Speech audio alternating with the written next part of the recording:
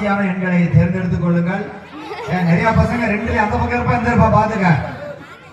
ரொம்ப ரெடியா? Ready number 1. இது ட்ரையல் விட்டுருவாங்க. சரி உங்களுக்கு ஒரு சான்ஸ் பை